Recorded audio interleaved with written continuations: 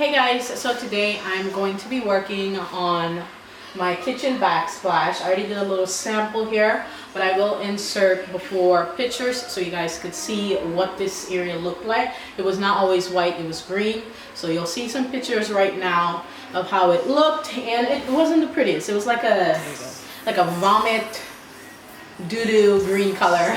Okay, so me and my husband, we primed the entire kitchen.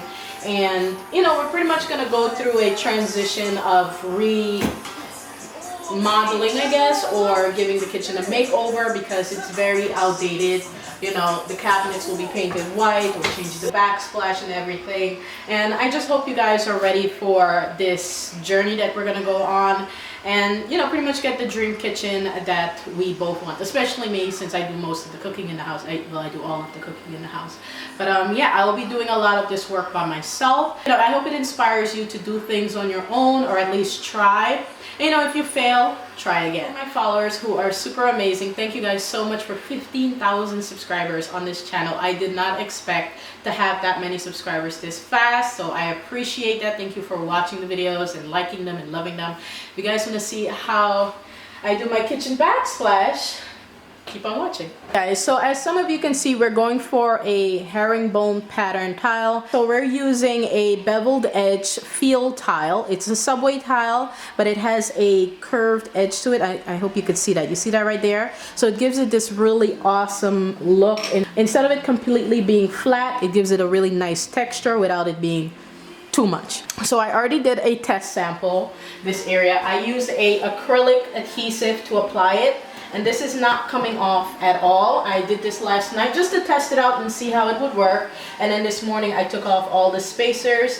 Okay, and I'm really excited to finish this with you guys. So I really hope you're excited. Maybe if you have like a project like this in your house and you're kind of scared to do it, I hope this video inspires you to go ahead and do it. It's all about patience, research, and taking your time. That's pretty much it, okay? And you can definitely do this much easier with tile that's like mosaic that comes in a sheet, and you could just put it on there, but you still have to cut. All right. So, all right, you guys. So as you could see, I actually laid out my tile in front of the area where I'm going to apply it. And if you could see, a piece is missing from here. This area is missing. This is what's on the wall right here. So so that's what's on the wall right there. That's the part that's missing. This is supposed to go like this right here. So if you look at it, it's the same exact piece that's missing from there. And yeah, so I have it planned out. So this is something you'll have to do if you plan on doing a herringbone pattern. All right, you guys, you're going to need a few tools to do this job right here. Okay, and I think I spent maybe under $100 for the tools alone, not like the adhesive and the grout. But you're going to need a rotary tool, and I got this one from Walmart, and I promise you the video is not sponsored. I honestly wish it was. I also got this ruler. It has a perfect 45-degree angle right there. Okay, you're gonna need some painter's tape for some of the cuts because you don't want the tile to crack. So if you feel like tile is gonna crack, like put some tape on it. It's gonna kind of help you out a little bit. You're also gonna need a trowel. This is a notch trowel. It's 3/16 of an inch by 5/32 of an inch. Okay, and you're going to need a grout float. This one is the smooth one. And you're also gonna need one of these, which is optional. You don't have to get this. This is the red rubber grout float. It's like a spongy material, but I'm not gonna use this because it's gonna pretty much suck up all the grout because it's sponge and it's porous. This one is not. It's nice and smooth, and you can use the edges to clean up. Okay, you're gonna need a tile cutter. I got this from Home Depot for, I believe it was $20, I want to say. Okay, and it's really actually good. I got this from Lowe's. This is caulk. It's designed to be used around water, tile, tub, and countertops. And this one is in the shade white, bright white. Okay, you're gonna need a caulking gun. You can get that from Walmart for super cheap. You're going to need one of these. This is like a little putty spatula thingamabob. All right, a marker.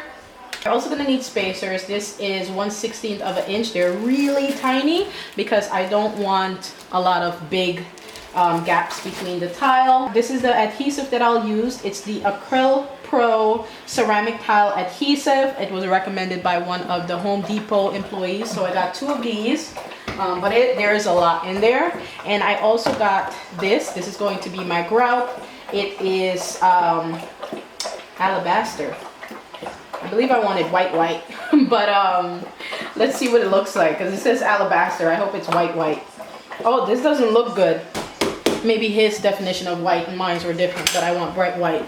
These are some of the tools that you're going to need. I do have a diamond blade for the rotary tool. I did get diamond blades off Amazon for my rotary tool. These were $10 for all of these. They're super cheap, but I did test them out and it actually works. So I'll be using these to make cuts around outlets and things like that, okay? I got a leveler.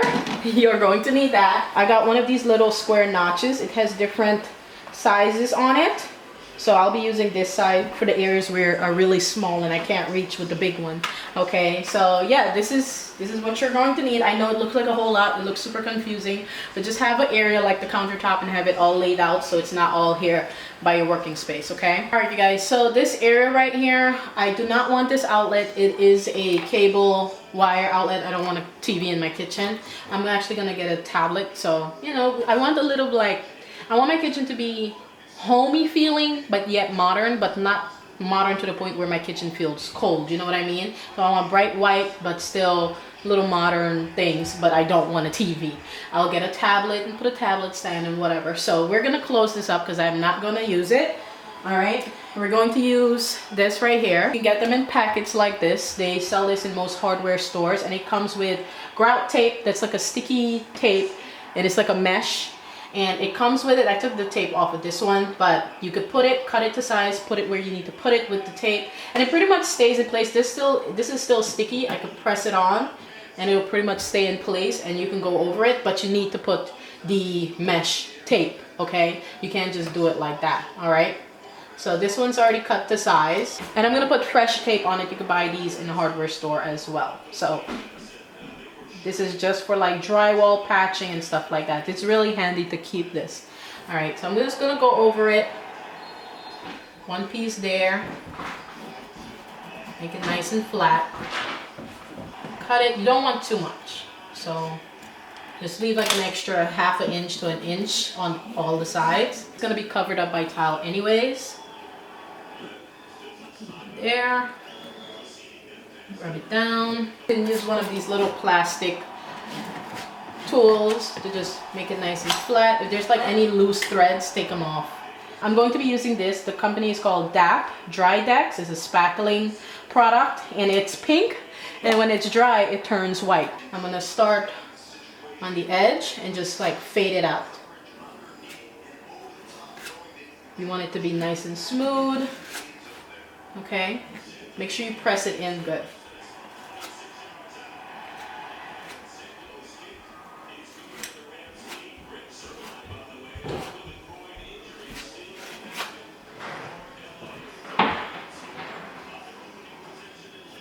I know someone's gonna say you should have did that before you put your sample piece, but me, I'm a pretty impatient person sometimes, and when I start working on a project, I get excited and I just want to see something, or sometimes I just need to do a little bit of it just to keep me inspired.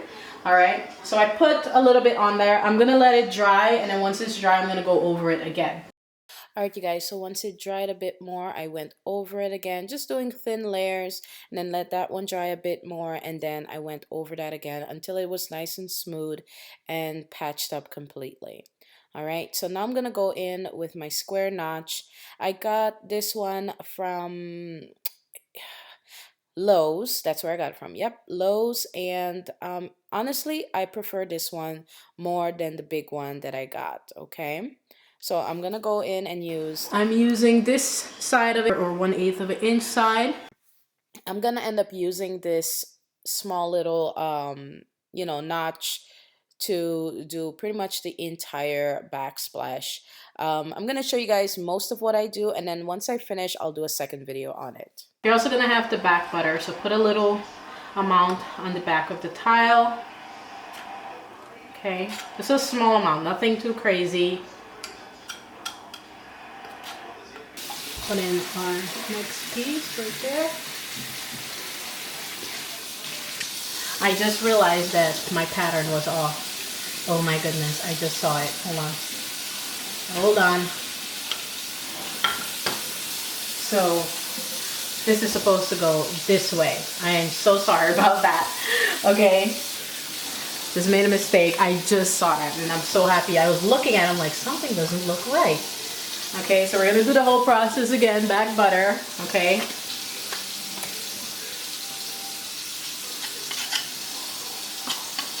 So it's okay if you make mistakes. I'm making mistakes too, so. But make sure you realize the mistakes earlier. All right, so this one goes like that. Sorry about that. Okay, once that one's in, and our little triangular friend goes there. We're gonna put that one. I'm gonna back butter this one too, just a little. It's kind of awkward working with gloves. Go back butter in there. We're gonna put that right there. Now we're gonna go in with that angle piece, okay, that we put there, which was an accident. Still has the back butter on it, so we're gonna put that one. Put it in place, okay? And get your spacers. Let me tell you this, herringbone pattern is not easy. The quote I got to do my backsplash was $800, you guys, and there's no way I'm spending $800 for someone to put tile up for me and it doesn't include the product. I had to buy all my supplies myself and their fee simply to put up the tile was $800. And I know that's probably the correct price, but I'm a regular person with a regular budget, so I'm just gonna do it myself and save some money. Take my time and it'll be done. Alright you guys, so our first cut is going to be this tile right here. That's going to go right here by the outlet. Just pull it in place. Pull it in place, use your marker and just like make an outline of where the outlet's going to be, okay? We're going to use our tile cutter to cut it and then we're going to put it in place. So I got this tile cutter pretty much a few months after I moved into the house, and I pretty much, you know, got intimidated by the beveled edge tile, but I figured out if I score one side, turn it around, score the other side, it works out well. I even ended up getting a wet saw, which scared me to death. I returned that.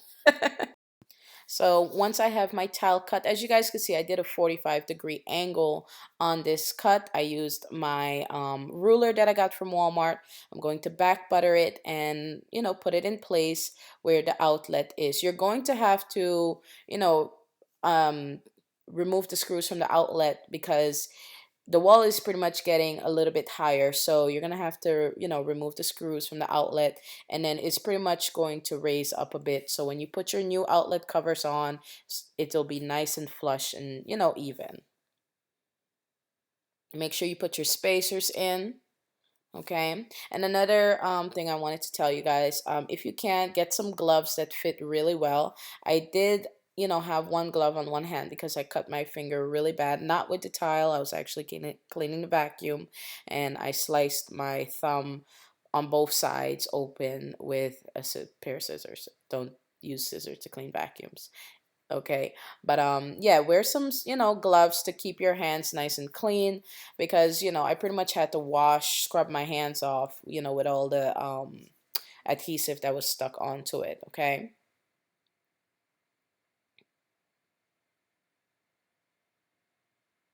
so now I'm just gonna move a bit faster. I'm gonna put a bit more of the adhesive onto the wall, and I must say I really do like this product. It's super easy to work with. It wasn't too messy, okay, but once it gets on your hand, it does dry, so that's why I say get some gloves. And I'm pretty sure that's with all, you know, adhesives to putting on tile that will happen. So do get some gloves, but it was super easy to work with. The little notch that I used worked really well. It did the job for me. As far as the process, this back wall, I did pretty much all of it in one night, which includes cutting the tile as I went, because I also discovered that my cabinet, you know, when the house was made, the cabinets that were installed were slightly off, just like by a tiny amount. So there was a slight slant in the tile, so I had to cut as I went. No, it doesn't, you can't really notice that there's a slant until you start measuring things. And this is something I've learned personally about houses. Usually measurements are usually off by a little tiny bit. You don't notice them until you go, put something there that requires measuring, okay? All right, so I'm cutting this piece of tile to finish off the top part. And this is going to go right underneath the cabinet, right there. And don't worry about the gap. I'm going to fill that all in once I'm completely done, putting all the tile on the backsplash. My house did not come with tile on the backsplash. It was just painted, and that's just, with the amount that I cook regularly, that was just not gonna work for me. All right, here's a little tip with the rotary tool. It comes with sanding bits. If you need to sand your tile, you can use it and sand it just to make it a bit more even. And as you guys could see, I also had to cut another piece using the 45-degree angle ruler that I got from Walmart, which came in so handy, you guys. So if you're, not familiar with, shapes and angles just get the ruler. It will help you, okay? And I cut a little triangle, put in that little hole over there. And here I drew out my measurements. I went in with these cheap diamond blades that I got from Amazon, which just did the job for what I needed them to do. Just cut the tile for my outlets, and that's pretty much all I needed them to do. And as you can see, I cut both sides and then I cut the middle just a bit. This is just to kind of make it weak so that when I go in with my plier, it doesn't break the tile completely in half. I must say I am happy with the rotary tool that I got from Walmart. It does get the job done. I'm pretty sure it's not as great as the Dremel brand, but it does what I need it to do. Okay, so here I'm outlining again the shape that I need to finish off my first outlet. I'm so happy. As you guys can see, it's sparking a bit. Yeah, these bits got dull really quickly, but for the price and the amount of, did I say bits? Blades. For the amount of blades that I got, it was well worth it because one diamond blade alone, I believe, is $18. And this was $10, and I had so many, so it worked for what I needed it to, work for. That's all I needed, okay? So that's how the cover is going to look. Okay, and as you can see, I'm going to cut off an extra piece because it was too high. So I'm cutting off that extra piece. And there's nothing wrong with making mistakes. Just make sure you notice those mistakes quickly and, early so that when you go fix them, it's not, set in place and you have to rip it out of the wall. I must say I'm so happy with the way my first cuts look for my outlet. I think they look really cool and, close to professional. Probably not as clean as a professional's, but remember, there's going to be an outlet cover there. No one's going to see that, okay? So now that I'm nearing the end or the edge of the backsplash, not the end, the edge of the backsplash, I'm going to use what's called a tile edge. It's pretty much a piece of like trim for tile that's going to finish off the tile, since this type of tile does not come with like a special piece of tile to finish it off. So you can get this in Home Depot or Lowe's. I got this one in Lowe's and it's bright white or white. And as you guys just saw, I was doing some measurements. So what I'm going to do here is make a miter cut. This little gizmo thing that I have here, I got this in a little kit at Home Depot to make miter cuts on some crown molding that I installed in my house. So I didn't have to purchase this again, but this is a miter cut. It's pretty much an angled 45-degree cut, okay? So I'm going to have to make one long one and then one small one, which is about 2.5 inches to finish off the tile. So once you're done with your cuts, you place it in position. And I also used a leveler to make sure that the trim was level and perfectly straight. I also took away any excess, adhesive that was on the side. You don't want that to dry there, so take it off completely. And then this is the second piece, the little tiny piece. At first it was too big, so I had to redo it, but this is how it's supposed to look. It's supposed, that's not how it's supposed to go. Look, remember, if you're doing it for the first time, things like this will happen. But anyways, it's supposed to go together like this, and then you push it in place into the adhesive, okay? Once you have it together like that, it should look nice and clean. You can fill in the little gap there with some caulk or some grout, whatever it is that you have, but I think caulk would do a better job. So I used the leveler as well to make sure that it was perfectly straight. So the top one, you see where the little bubble is? That will let me know that it's perfectly straight, or if I have to adjust it before it starts drying. So now I'm going to go ahead and finish cutting my tile, and then just pretty much finish off this side of the backsplash.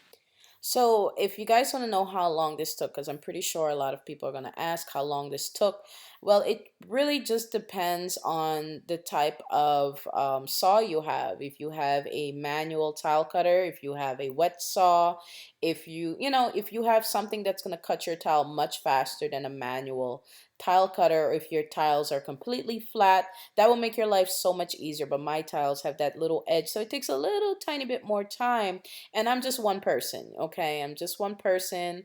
And while I was doing this, I had to do so many other things. I had to still be a mom while doing this. So I just wanted to let you guys know that. But, it took me, I think, about 4 hours to do just this part of the backsplash. So I just, did it in about not 3 days worth of hours, but I did a little bit by a little bit in about 3 to 4 days, or yeah, 3 to 4 days, and I finished it up.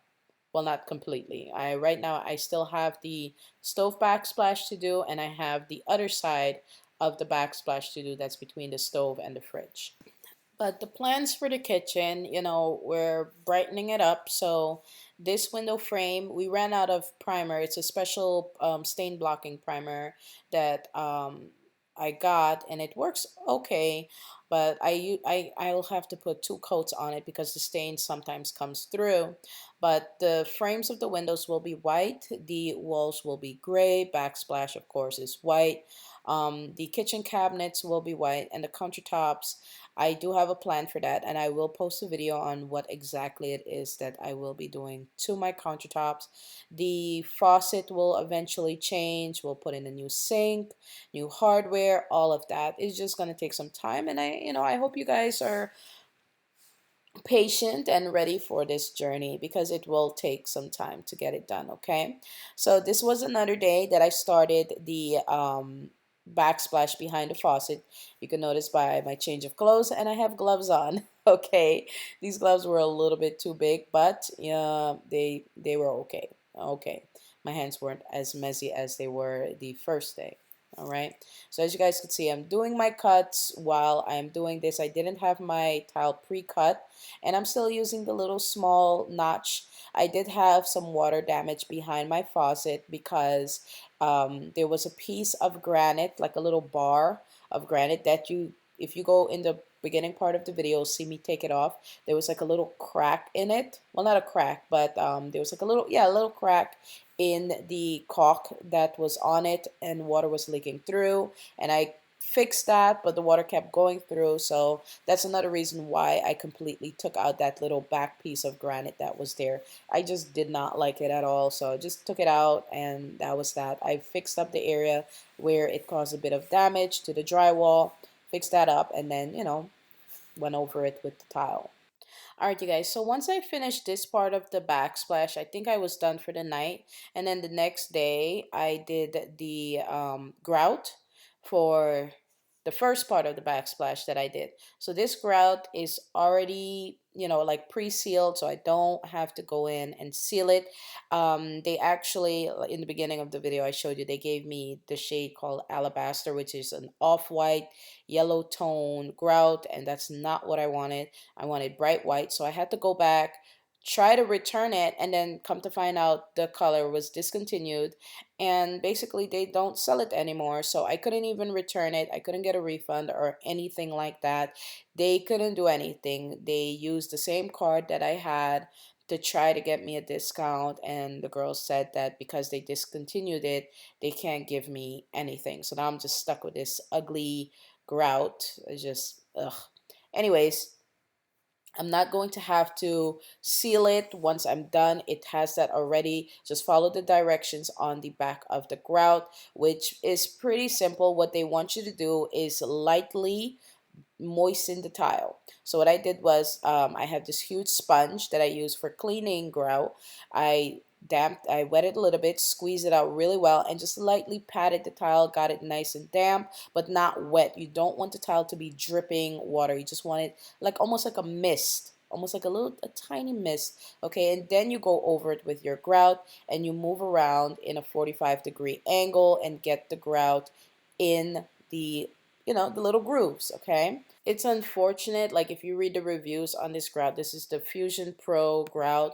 You don't have to seal it. Once you have it in, it's done. You don't have to do anything else. You're done. But I notice a lot of people don't follow the directions and just, slap it on, and it doesn't work for them because they're not following the directions. The main reason the main problem, sorry about that, the main problem is people are not making the tile damp. Like I did something like this right before I applied the grout. I'm sorry it's not in the video, but I did something similar like this, and that just helps the grout move around. Okay, when I first put it on, the grout was falling off, like completely. It was falling off of the float. It was falling off completely, but it needs a little tiny bit of moisture to hold on to so you can easily spread it and get it into the grooves. Okay, just follow the directions and you'll absolutely love it. I love it. I will buy it again. Okay, I feel like when I do it like this, go back and forth like this, it works out better. And as you can see, I'm still doing the 45-degree angle, and don't worry about the top parts of the tile. I will fill that in, and I'm pretty much going to use whatever falls out or whatever falls down. I'm just going to use that and fill in the top part of the tile right there. I know you could see it. Fill it in, and it's all going to look super beautiful, nice, smooth, even, and professional looking, in my opinion. Okay, it's my little work of art. I absolutely love it. One thing about the Fusion Pro grout, like I said, you don't have to seal it. And once you get it in, it's pretty much there for forever. Okay. It is expensive. A small tub, that little small tub I had was $20 or $24, I think it was. $24, you guys. So it is a bit expensive. But if you don't want to go in and have to seal all the little, it's worth it. I promise you it is. Okay, so now as you guys could see, I took all the little leftover grout that fell out, and I'm just going to use this to put it in the top part right there to fill it in. I'm just using my fingers to push it in. I still have my gloves on, so it's fine. I'm just shoving in the grout in those little cracks that are there, little space. This is going to give it a nice clean look, and once I'm done, I go in and clean it up. And remember, the sponge is damp. You don't want the sponge to be soaking wet. You don't want water dripping off. Squeeze off all of the water off of it, all of it. You just want the sponge to be damp so you can clean the surface of the tile and not take the grout out of, the grooves. Just let the sponge gently glide over the tile, taking off the grout off the tile, but not out of the grooves, you guys. I know my voice went in and out here. I don't know if it's the weather or whatever, but my voice sounds really funny. So just take your time, wipe it off, okay? Don't leave the grout on there to dry. And just, you can use a paper towel if you want, or a lint-free cloth, and pat dry. And this is pretty much the final look for the first part of my backsplash, you guys. I'm really happy with how this turned out. I know some people are going to be like, oh, you should have changed the counter before you did the backsplash. Well, I got this backsplash supplies first, so backsplash first, okay? But I hope you guys learned something. I hope it was inspirational. If you enjoyed the video, make sure you give it a thumbs up, comment down below, and don't forget to subscribe to my channel and hit notifications so you don't miss any uploads. I love you guys, and I'll see you all very soon. Bye.